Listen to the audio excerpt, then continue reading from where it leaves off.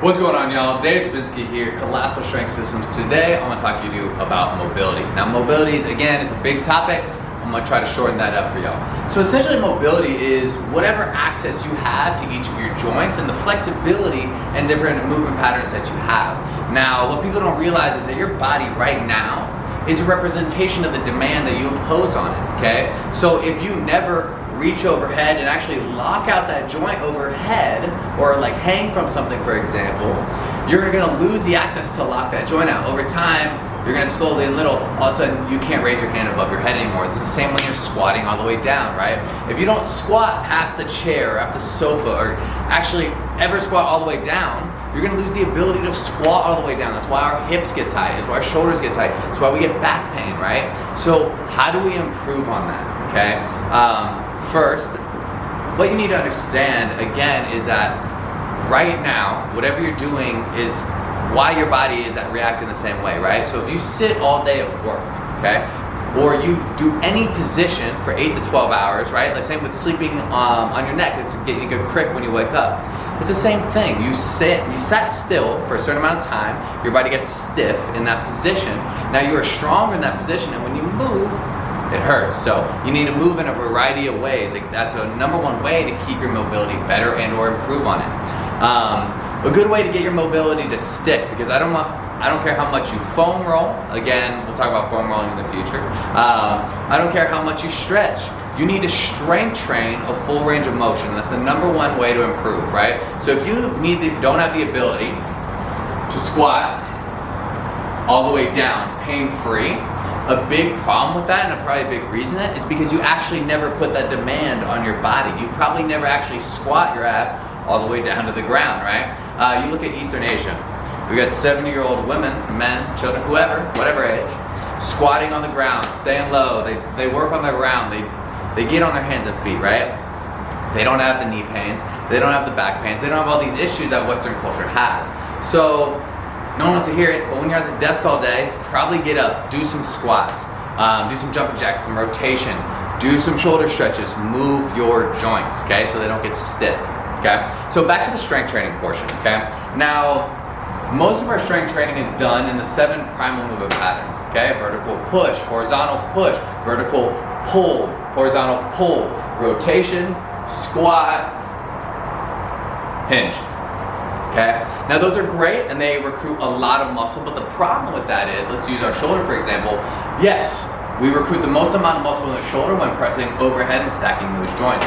Now the problem with that is our shoulder's a ball and socket and moves all these different directions. So if you never actually move that joint, aka my shoulder, in all these different directions, I will lose the ability to actually move in all those directions. That's why we start getting pain and things of that nature in the shoulder. That's why you got guys who can jack up 300 pounds on the bench, they tear a rotator cuff reaching for a seatbelt, right? Because your body is a representation of the demand that you're putting on it, okay? So when you're in the gym, train with the full range of motion, okay? Now, let's say you're trying to earn that range of motion and it hurts and it's stiff, okay?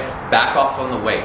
Start with body weight. Let's use a squat for an example. What I want you to do is squat as low as you can. Don't worry about form. Nothing is gonna happen when your body weight, okay?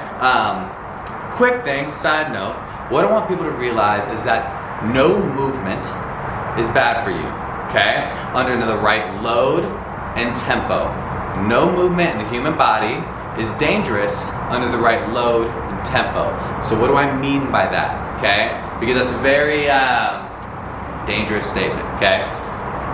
Let's say you use your body weight, okay? So no load, and you can breathe calmly through your nose. There's probably no stretch that's gonna be bad for your body, because your body can move in every single direction. Take a contortionist for an example, right? Now, the contortionist has to slowly put the demand on the body to be doing these crazy positions. It doesn't happen overnight. They little by little get stronger and stronger being in weird places. Now, how do we go to weird places and gain strength, okay? So let's say you go to that deep squat position and you take a bunch of deep breaths. I'm talking about it's uncomfortable. Your hip flexors are hurting. Stay there. I know it sucks, but stay in that deep squat. Maybe the knees are uncomfortable. You're not gonna hurt yourself under body weight. Get in that uncomfortable place, and I want you to take 10 deep breaths all through your nose. Why am I asking you to take deep breaths through your nose? Notice when you go somewhere that hurts, we hold our breath. right? Now that reaction is your body's central nervous system trying to defend itself, because this area that you haven't been very often is seen as threatening to your central nervous system. So it clenches up and it tightens to protect you. It's a good thing, right? We get in a car accident, it protects the body. Okay, we'll talk about that in a second. Now, when you calm your central nervous system through breathing through your nose, it sends signals to your vagal nerves and tells your central nervous system to calm down. You'll learn more about that in some meditation videos. Now your body can now see that movement as not as threatening anymore. So now it can get stronger in that position. And then again, you're going to gain mobility and strength in those deep patterns that were once threatening, are now your body is strong in, right? So what I'd ask you to do, if you get back pain, hip pain, and you can't squat all the way down, start with body weight, go all the way down, pause, take 10 deep breaths through your nose. Then maybe add a 10-pound weight, go all the way down, take those deep breaths through the nose, and slowly build up. And every time you strength train your squat pattern, squat all the way down. This is going to allow you to strength train at the end of those joint ranges of motion, and then give you that long-term strength and mobility so you can live pain-free, okay? Now, other than that, y'all, so a practice, right? So this is why having a good practice other than strength training is great, but maybe you don't want to get sore. Maybe we just need to flush lactic acid out of the muscle so that way we can move around with more energy, because I know a day after a big heavy squat day or deadlift day, I got a lot of lactic acid build up and it hurts to move. And if I don't move, I'm going to get stiff and or ruin that mobility. So this is where yoga and or any kind of animal flow, just stretching in general can be very good. Yoga has a great benefit because they're coaching you to breathe through your nose, and combining that breath with movement will improve that mobility because you're calming your central nervous system, and now your body is moving in all these different ranges, and you're gaining access to all the ranges of motion at each joint. So yeah, that's kind of mobility in a nutshell. Make sure you keep your muscle healthy and the fascia healthy.